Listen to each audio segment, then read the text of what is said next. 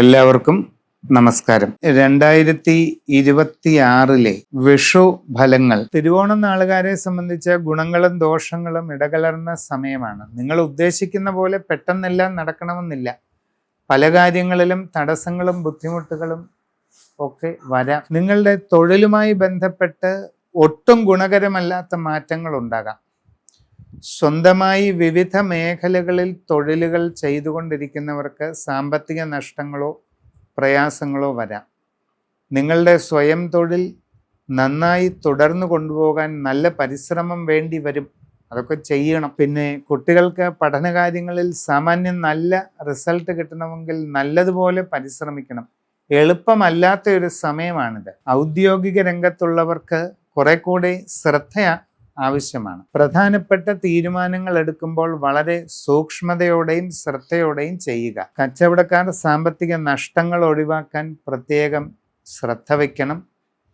നിങ്ങളുടെ കച്ചവടം കുറഞ്ഞു പോകാതെ നോക്കണം. കസ്റ്റമർമാരുമായി നല്ല ബന്ധം നിലനിർത്തണം. സാഹചര്യങ്ങളെ ശരിക്കു പഠിച്ച് തന്നെ ചെയ്യേണ്ടതാണ്. പ്രതീക്ഷിക്കാത്ത പല മാറ്റങ്ങളും ഉണ്ടാകാം. മനസ്സിന് ദുഃഖകരമായ പല അനുഭവങ്ങളും അപ്രതീക്ഷിതമായി വരാം. ചിലർക്ക് കുടുംബപരമായി ചില അസ്വസ്ഥതകൾ ഉണ്ടായേക്കാം.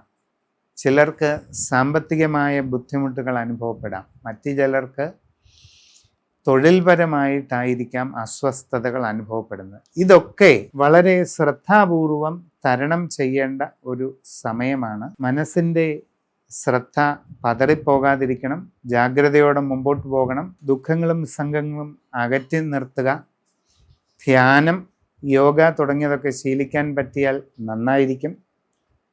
വിഷ്ണു സഹസ്രനാമം പതിവായിട്ട് ജപിക്കുന്നത് നല്ലതാണ്. വിഷ്ണു ക്ഷേത്രങ്ങളിൽ വ്യാഴാഴ്ച തോറും ദർശനം നടത്തുന്നതും ഗുണം ചെയ്യും.